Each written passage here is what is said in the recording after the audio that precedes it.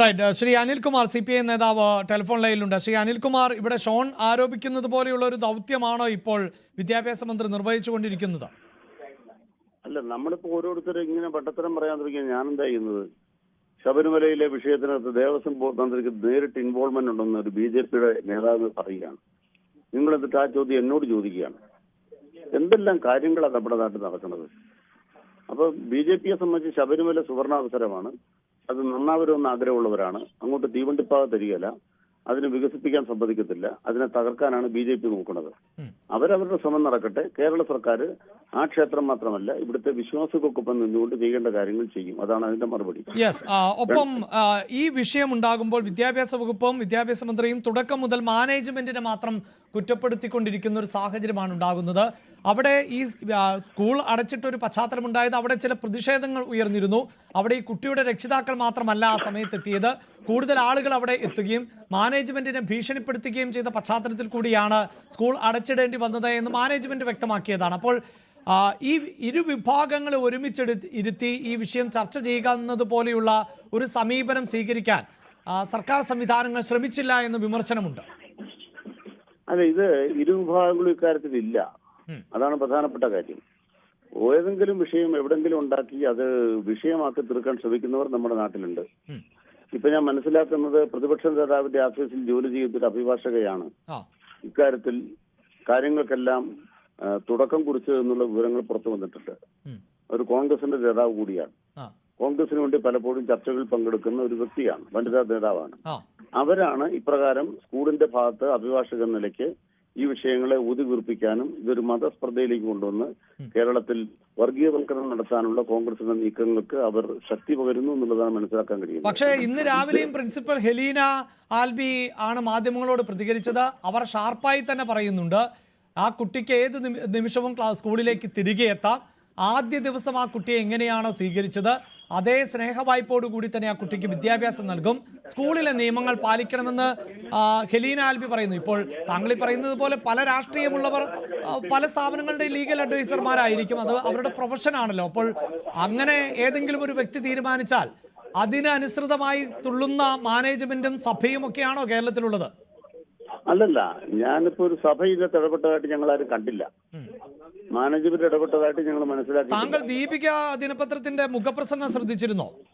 അല്ലല്ല, ഞാൻ പറയുന്നത് ഞങ്ങൾ ഇക്കാര്യത്തിൽ ആരെങ്കിലും ഇടപെട്ടതായിട്ട് കണ്ടില്ല. ആ സ്കൂളിലെ വിഷയത്തിനകത്ത് ഞങ്ങളുടെ ചാനൽ ചർച്ചയിലടക്കം സഭാപ്രതിനിധികൾ പങ്കെടുക്കുകയും അവർ കൃത്യമായി നിലപാട് പറയുകയും ഒക്കെ ചെയ്തിരുന്നു. താങ്കൾ ശ്രദ്ധിച്ചു കാണില്ലായിരിക്കാം, അത് സ്വാഭാവികം. അല്ലല്ല, ഞങ്ങൾ പറയുന്നൊരു കാര്യം, ഇത് സഭയുമായി ബന്ധപ്പെട്ട പ്രശ്നമോ വിശ്വാസത്തിന്റെ പ്രശ്നമല്ല. ഒന്ന്, മാധ്യമങ്ങളിലൂടെയല്ല ഹെഡ് സംസാരിക്കേണ്ടത്. അവരുടെ സ്ഥാപനത്തിൽ ജോലി ചെയ്യുന്ന കുട്ടികൾ അവിടെ ആദ്യം വന്ന പോലെ വീണ്ടും പറഞ്ഞെന്ന് പറഞ്ഞാൽ എന്ത് പറ്റി? ഇപ്പൊ അവര് വരുന്നില്ല. വരാത്തതിന്റെ കാരണം ഒറ്റ സംശയം അനിൽകുമാർ, താങ്കൾ ഇപ്പോൾ പറയുന്നത് മാധ്യമങ്ങളിലൂടെയല്ല സംസാരിക്കേണ്ടതെന്ന് പറഞ്ഞല്ലോ. ഞാനത് ആദ്യം ചോദിച്ചു. ഇത് രണ്ട് വിഭാഗത്തെയും ഇരുത്തി അല്ല പറഞ്ഞോളൂ. മറുപടി പറയാനാണ് എന്നെ വിളിച്ചേ. ശരി, താങ്കൾ പറയൂ. അതെ, അങ്ങനെയാണെങ്കിൽ അവര് പറഞ്ഞതിനെ കുറിച്ചാണ് ഞാൻ മറുപടി പറയുന്നത്. അവരിക്കാര്യത്തിൽ ബോധ്യപ്പെടുത്തേണ്ടത് ആ മാതാപിതാക്കളെയും ആ കുട്ടിയെയുമാണ്. ഒരു വിദ്യാലയത്തെ സംബന്ധിച്ച് കുട്ടിയുടെ ബോധ്യമാണ് പ്രധാനം. അതുകൊണ്ട് സർക്കാരിന് ഇക്കാര്യത്തിൽ ഒറ്റ നിലപാടേ ഉള്ളൂ. ഒന്ന്, വിദ്യാലയങ്ങൾക്ക് യൂണിഫോം ആകാം, അതിന്റെ അന്തരീക്ഷം തീരുമാനിക്കപ്പെടണം, അതനുസരിച്ച് വിദ്യാലയത്തിൽ അച്ചടക്കപൂർണമായ അന്തരീക്ഷം ഉണ്ടായിരിക്കണം എന്നുള്ള കാര്യത്തിൽ ഒന്നാം സ്ഥാനമാണുള്ളത്. രണ്ട്, വിദ്യാലയങ്ങൾ മതശക്തികളുടെ പരസ്പര മത്സര കേന്ദ്രങ്ങളാകാൻ പാടില്ല. മൂന്നാമത്തെ കാര്യം, ഓരോരുത്തരും അവരുടെ മതാടിസ്ഥാനത്തിലുള്ള എല്ലാ കാര്യങ്ങളും സ്കൂളിൽ നടപ്പാക്കണമെന്ന് വാശി പിടിക്കുന്നത് തെറ്റായ കാര്യമാണ്. നാലാമത്തെ കാര്യം, ഏതെങ്കിലും പ്രത്യേകമായ തരത്തിൽ ഒരു കുട്ടിയെ സംബന്ധിച്ച് അവർക്ക് ഒഴിവാക്കാൻ വയ്യാത്ത മതപരമായ ചിഹ്നങ്ങളുണ്ടെങ്കിൽ അത്തരം കാര്യങ്ങൾ കൂടി ഉൾക്കൊള്ളുന്ന തരത്തിൽ ആ സ്കൂളിൽ ക്രമീകരണം ഉണ്ടാക്കാൻ മാനേജ്മെന്റ് ശ്രമിക്കണം. ഇത് സമൂഹത്തിനകത്ത് സ്പർദ്ധയുണ്ടാക്കാൻ ഒരു ശക്തിക്കും വളം വെച്ച് കൊടുക്കാൻ ഇടയാകരുത് എന്നാണ് ഞങ്ങളുടെ അഭിപ്രായം. അത് വിദ്യാഭ്യാസ വകുപ്പ് പൊതുവായ നിലപാടാണ് എടുക്കുന്നത്. വിദ്യാഭ്യാസ അവകാശ നിയമം നടപ്പാക്കുന്നതിന് എങ്ങനെയാണോ എല്ലാവരും യോജിപ്പിക്കേണ്ടത്. ശരി, എങ്കിൽ താങ്കൾ ഇപ്പോൾ പറഞ്ഞു ഈ മതപരമായ ഒരു സ്പർദ്ധ സൃഷ്ടിക്കുന്ന സാഹചര്യം സൃഷ്ടിക്കരുത് എന്ന് പറയുന്ന പശ്ചാത്തലത്തിൽ തന്നെയാണ് ഞാൻ നേരത്തെ ആ ചോദ്യം ചോദിച്ചത്. അതായത് ഈ രണ്ട് വിഭാഗങ്ങളെയും ഇരുത്തി ചർച്ച ചെയ്യുന്ന ഒരു പ്ലാറ്റ്ഫോം ലഭിച്ചിരുന്നുവെങ്കിൽ ഇത് കുറച്ചുകൂടി രമ്യമായി പരിഹരിക്കപ്പെടുമായിരുന്നല്ലോ. താങ്കൾ തന്നെ സൂചിപ്പിച്ചു പ്രിൻസിപ്പൽ മാധ്യമങ്ങളോടല്ല സംസാരിക്കേണ്ടത്, അവരുടെ കുടുംബാംഗങ്ങളോടാണോ എന്ന്. ഞാൻ മനസ്സിലാക്കുന്നിടത്തോളം അവർ പലപ്പോഴായി കുടുംബാംഗങ്ങളുമായി ആശയവിനിമയം നടത്തിയിരുന്നു എന്ന് തന്നെയാണ് അറിയാൻ സാധിക്കുന്നത്. അവിടെ ഒരു മീഡിയേറ്റർ എന്ന സംവിധാനത്തിൽ നിന്നുകൊണ്ട് സർക്കാർ പ്രവർത്തിച്ചിരുന്നുവെങ്കിൽ ഈ പറയുന്നത് പോലെയുള്ള വാദപ്രതിവാദങ്ങൾക്ക് ഇടം ഇല്ലാതാകുമായിരുന്നല്ലോ എന്നതാണ് എൻ്റെ സംശയം. അല്ല, അത്തരത്തിൽ ഏതെങ്കിലും തരത്തിലൊരു ഇടപെടുന്നതിന് സഹായകരമല്ലാത്ത സാഹചര്യമാണ് പ്രതിപക്ഷ നേതാവിന്റെ കൂടെ ജോലി ചെയ്യുന്ന അഭിഭാഷക സൃഷ്ടിക്കുക എന്നുള്ള വിവരമെല്ലാം പുറത്തു വന്നിട്ടുണ്ട്. അതെന്തുകൊണ്ടാണ് താങ്കൾ ഇപ്പോൾ ഈ പ്രതിപക്ഷ നേതാവിന്റെ അഭിഭാഷക എന്ന് ആവർത്തിച്ച് പറഞ്ഞുകൊണ്ടേയിരിക്കുന്നത്? അവരെ നമ്മൾ കണ്ടോണ്ടിരിക്കല്ലേ, അവർക്ക് അതെ, അവർക്ക് രാഷ്ട്രീയമുണ്ട് എന്നതുകൊണ്ട് അവർക്ക് തൊഴിൽ ചെയ്യാൻ പാടില്ല. അതെ, അവരവരുടെ തൊഴിൽ ചെയ്യാണല്ലോ. കോൺഗ്രസിന് അവരുടെ തൊഴിൽ ചെയ്യട്ടെ. കോൺഗ്രസ് ഇക്കാര്യത്തിൽ കലക്കവെള്ളത്തിൽ മീൻ പിടിക്കാൻ വേണ്ടി വെള്ളം കലക്കുകയാണ്.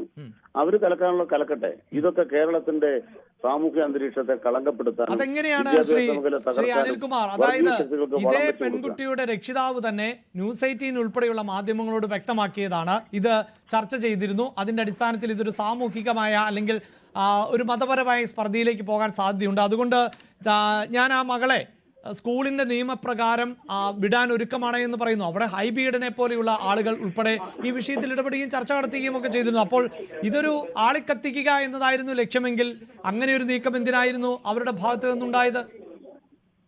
അല്ല, നിങ്ങളിപ്പോ തന്നെ ഇവിടെ ഒരു വർത്തമാനം കേട്ടപ്പോൾ ഞാൻ കേട്ടത് ആ വൈദികൻ തന്നെ പറഞ്ഞത് അങ്ങനത്തെ ചർച്ച ഹൈബീഡൻ അവിടെ നടത്തിയിട്ടില്ലെന്നാ. നടത്തിയെന്ന് കള്ളം പറഞ്ഞിട്ടാണ് ഒരു വൈദികൻ പറയുന്നത് ഞാൻ കേട്ടത്. ഹൈബീഡൻ ഇടപെട്ടതായും അത്തരമൊരു ചർച്ച നടത്തിയതായും പറയുന്ന കള്ളമാണ്. അങ്ങോട്ട് ചർച്ച നടന്നിട്ടില്ല. പ്രതികരണം ഞങ്ങളുടെ ലൈബ്രറിയിൽ ഇപ്പോഴും ഉണ്ട്. അല്ലല്ല, ആരുടെ പ്രതികരണമുള്ളത്? ഈ പെൺകുട്ടിയുടെ അച്ഛൻ മാധ്യമങ്ങളോട് വന്ന് പറയുന്നു. അതെ, സമ്മതിച്ചു. പക്ഷെ അങ്ങനെ ഒരു ചർച്ച നടന്നിട്ടില്ലെന്നാണല്ലോ മറ്റേ മാനേജ്മെന്റ് പദ്ധതികൾ പറയുന്നത്. അതെ, മാനേജ്മെന്റുമായല്ല ചർച്ച നടത്തിയത്. ആ പെൺകുട്ടിയുടെ അച്ഛനുമായി സംസാരിക്കുകയും അച്ഛനെ ഇതിന്റെ ഒരു പ്രശ്നം ബോധിപ്പിക്കുകയും ചെയ്തു. അങ്ങനെ പ്രശ്നം തീർന്നല്ലോ. പിന്നെ ഇപ്പൊ ആരും ഉന്നയിക്കേണ്ട കാര്യമില്ല, തീർന്നല്ലോ. അതാണ് ഞാൻ ചോദിച്ചത്. അവിടെ പ്രശ്നം തീർന്നിടത്താണ് വിദ്യാഭ്യാസ മന്ത്രിയുടെ വകുപ്പിന്റെ ഉത്തരവ് വരുന്നത് കുട്ടിയെ ഹിജാബ് ധരിച്ചുകൊണ്ട് പഠിപ്പിക്കണമെന്ന്. ആ ഘട്ടത്തിലാണ് പെൺകുട്ടിയുടെ രക്ഷിതാവ് നിലപാട് മാറ്റിയത്. പറയട്ടെ ഒന്ന്, ഏതെങ്കിലും തരത്തിൽ നിയമവിരുദ്ധമായ ഉത്തരവും കേരള സർക്കാർ ഇറക്കില്ല. രണ്ട്, ഏതെങ്കിലും ഒരു മതവിഭാഗത്തിൽപ്പെട്ടവർക്ക് അവരുടെ ആചാരപ്രകാരമുള്ള കാര്യങ്ങൾ ഉണ്ടെങ്കിൽ അതിന് സംരക്ഷണം കൊടുക്കണം മതന്യൂനപക്ഷങ്ങളുടെ വിദ്യാലയങ്ങളിലും. ന്യൂനപക്ഷങ്ങൾക്ക് പ്രത്യേക പരിരക്ഷ ഉണ്ടെന്ന് പറയുന്ന എല്ലാ ന്യൂനപക്ഷങ്ങൾക്കും ബാധകമാണ്. അതുകൊണ്ട് തന്നെ ഈ വിഷയം പരിഹരിക്കാൻ എല്ലാവരും മുൻകൈ എടുക്കുകയാണ് വേണ്ടത്. വാളെടുത്തവരെല്ലാം അവിടെയാണ് ശ്രീ അനിൽകുമാർ ഇതിന്റെ വ്യത്യാസം. താങ്കൾ പറഞ്ഞതിനോട് ഞാനും യോജിക്കുന്നു. ഇത് പരിഹരിക്കുകയായിരുന്നു ചെയ്യേണ്ടത്. അതിന് പകരം വിദ്യാഭ്യാസ വകുപ്പ് ഈ ഹിജാബ് ധരിച്ചുകൊണ്ട് പഠിപ്പിക്കണം എന്ന് വാശി പിടിച്ചപ്പോഴാണ് മാനേജ്മെന്റിനും അതിൽ പ്രതികരിക്കേണ്ടി വന്നത്. വിദ്യാഭ്യാസ വകുപ്പ് എന്ന് പറയുന്നത് നിയമപ്രകാരമല്ലാതെ ഒരു ഉത്തരവ് ഇറക്കാറില്ല. ഇറക്കിയ ഉത്തരവ് നിയമവിരുദ്ധമാണെന്ന് നമുക്ക് മനസ്സിലാക്കാനാവുന്നില്ല. നോക്കട്ടെ, ഉത്തരവ് നോക്കുക, പരിശോധിക്കുക. ഉത്തരവ് നേരത്തെ വളരെ കൃത്യമായി സ്കൂളിന് ലഭിച്ച മെയിൽ എന്ത് എന്ന് അവിടുത്തെ പ്രിൻസിപ്പൽ അടക്കം വായിച്ച് കേൾപ്പിച്ചതാണ്. അത് നിയമപരമല്ലെങ്കിൽ അവർക്കും അധികാരം ഉണ്ടല്ലോ ഇക്കാര്യങ്ങൾ കൈകാര്യം ചെയ്യാൻ. അതാണ് അവർ ചെയ്തുകൊണ്ടിരിക്കുന്നത്. അതാണല്ലോ സ്കൂൾ മാനേജ്മെന്റ് ഇന്നും പ്രിൻസിപ്പൽ പറഞ്ഞത് എന്താണ്? നിയമപരമായി പരിഹരിക്കപ്പെടട്ടെ.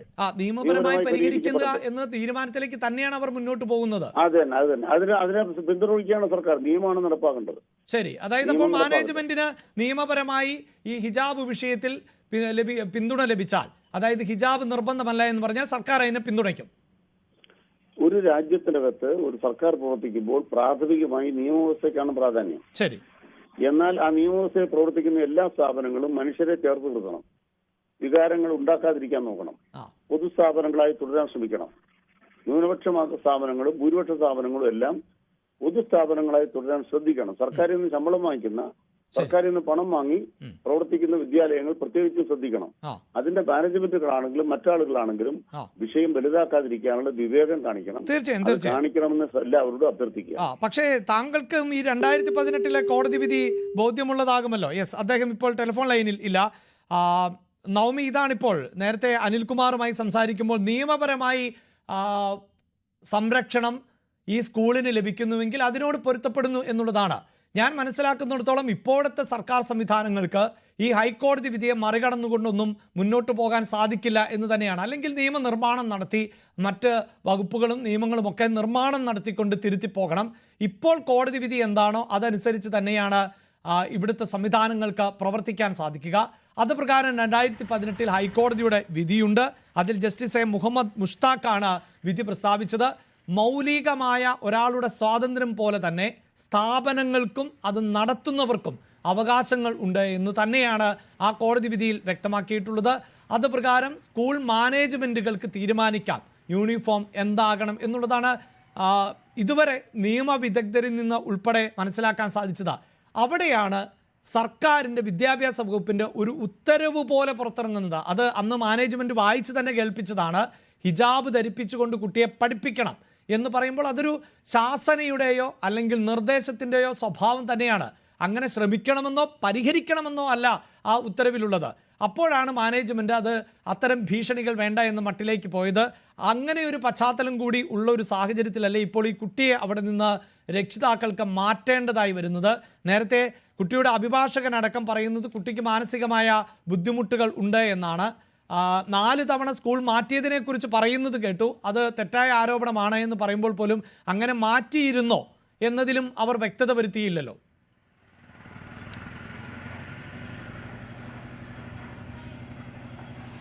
അത് തന്നെയാണ് അഭിലാഷ്. ഈ PTA പ്രസിഡന്റ് അടക്കം മാധ്യമങ്ങളെ കണ്ടപ്പോൾ ആദ്യമൊക്കെ പറഞ്ഞത്, തുടക്കം അദ്ദേഹം മാധ്യമങ്ങളോട് ഇക്കാര്യം വിശദീകരിക്കുമ്പോൾ പറഞ്ഞത് മുൻപ് 4 തവണ കുട്ടിയെ സ്കൂൾ മാറ്റിയതാണ്. ഇവിടെയും ആ രീതിയിൽ മറ്റൊരു സ്കൂളിൽ നിന്നും TC വാങ്ങി തന്നെയാണ് ഇവിടെ എത്തിച്ചത്. അവിടെയും ഇത്തരത്തിലുള്ള പ്രശ്നങ്ങൾ എന്തെങ്കിലും ഉണ്ടാക്കിയിട്ടുണ്ടോ എന്നൊരു സംശയം കൂടി PTA പ്രസിഡന്റ് ഉന്നയിക്കുകയും ചെയ്തിട്ടുണ്ട്. എന്നാലും അതിലൊരു വിശദീകരണം കുട്ടിയുടെ മാതാപിതാക്കളോ അല്ലെങ്കിൽ അഭിഭാഷകനോ ഒന്നും വിശദീകരിക്കാൻ തയ്യാറായിട്ടുമില്ല. ഇതിപ്പോൾ ഈ സ്കൂൾ മാനേജ്മെന്റിന്റെ നിയമം അനുസരിച്ച്, അതായത് അഭിലാഷം നമ്മൾ തുടക്കം മുതൽ സൂചിപ്പിക്കുന്നത് ഇത് തന്നെയാണ്, ഹൈക്കോടതിയുടെ ഉത്തരവുണ്ടതാണ്. മാനേജ്മെന്റ് അവരുടെ നിയമം കൃത്യമായി തന്നെ ഒരു കുട്ടി സ്കൂളിൽ അഡ്മിഷൻ എടുക്കുമ്പോൾ അവരുടെ മാതാപിതാക്കളെ ഇക്കാര്യങ്ങളെല്ലാം ബോധിപ്പിക്കുന്നുണ്ട്. സ്കൂളിന്റെ നിയമങ്ങളെക്കുറിച്ച് ബോധിപ്പിച്ചിട്ടുണ്ട്. കുട്ടി സ്കൂളിലേക്ക് വരുമ്പോൾ എന്തൊക്കെ കാര്യങ്ങൾ ശ്രദ്ധിക്കണം ഇതെല്ലാം തന്നെ കൃത്യമായി അവരെ ബോധിപ്പിച്ച് അത് അവരുടെ ഡയറിയിൽ എഴുതി അല്ലെങ്കിൽ ഡയറി അവർക്ക് നൽകി അതിനു വേണ്ടിയിട്ടുള്ള ഒപ്പടക്കം അവരിൽ നിന്നും ശേഖരിച്ച് സമ്മതപത്രം അടക്കം ശേഖരിച്ചതിന് ശേഷമാണ് കുട്ടിക്ക് ഇവിടെ അഡ്മിഷൻ കൊടുക്കുന്നത്. ഇവിടെ എല്ലാ കാര്യങ്ങളും പറഞ്ഞതിന് ശേഷം മാത്രമാണ് സ്കൂളിലേക്ക് കുട്ടിക്ക് അഡ്മിഷൻ കൊടുക്കുന്നതെന്ന് തുടക്കം മുതൽ തന്നെ മാനേജ്മെന്റ് പറയുന്നുണ്ട്. പക്ഷെ പെട്ടെന്ന് എന്തുകൊണ്ടാണ് കുട്ടിയുടെ മാതാപിതാക്കൾ ഇങ്ങനെ കഠിനമായിട്ടുള്ള ഒരു തീരുമാനത്തിലേക്ക്, അല്ലെങ്കിൽ കുട്ടി ശിരോവസ്ത്രം ധരിച്ചുകൊണ്ട് തന്നെ സ്കൂളിലേക്ക് വരും എന്ന നിർബന്ധം പിടിക്കുന്നത് എന്തിനാണെന്ന ന്യായമായ ചോദ്യം തന്നെയാണ് മാനേജ്മെന്റ് തുടക്കം മുതൽ തന്നെ സൂചിപ്പിക്കുന്നത്. ഇവിടെ ഒരു ഭീകര അന്തരീക്ഷം വരെ സൃഷ്ടിക്കാൻ ആദ്യമായിട്ട് അത്തരത്തിലൊരു ഭീകരാന്തരീക്ഷം സൃഷ്ടിച്ചത് പോലും കുട്ടിയുടെ മാതാപിതാക്കളാണ്. കുട്ടിയുടെ പിതാവ് വന്നപ്പോൾ ചില പാർട്ടിയിലെ തന്നെ ആളുകളെ ഇവിടെ കൊണ്ടുവന്നത് അതാണ് അത്തരത്തിലുള്ള വിമർശനമാണ്. നവമി, നമുക്ക് തിരികെ എത്താം. വരും വാർത്തകളിലും കൂടുതൽ പ്രതികരണങ്ങൾ കൂടുതൽ ഭാഗങ്ങളിൽ നിന്ന് ഉണ്ടാകും. ഇപ്പോഴും CPIM ആരോപിക്കുന്നത് പ്രതിപക്ഷ നേതാവിൻ്റെ അഡ്വക്കേറ്റാണ് ഇത്തരത്തിൽ വിഷയങ്ങൾ വഷളാക്കിയത് എന്നുള്ളതാണ്. അതുകൊണ്ട് തന്നെ കോൺഗ്രസിൻ്റെ കൂടുതൽ പ്രതികരണങ്ങൾ ഉണ്ടായേക്കാം. ഈ വാർത്തയിലേക്ക് വളരെ വരും ബുള്ളറ്റിനുകളിലും ഇതിൻ്റെ തുടർച്ച നൽകാം. ഇപ്പോൾ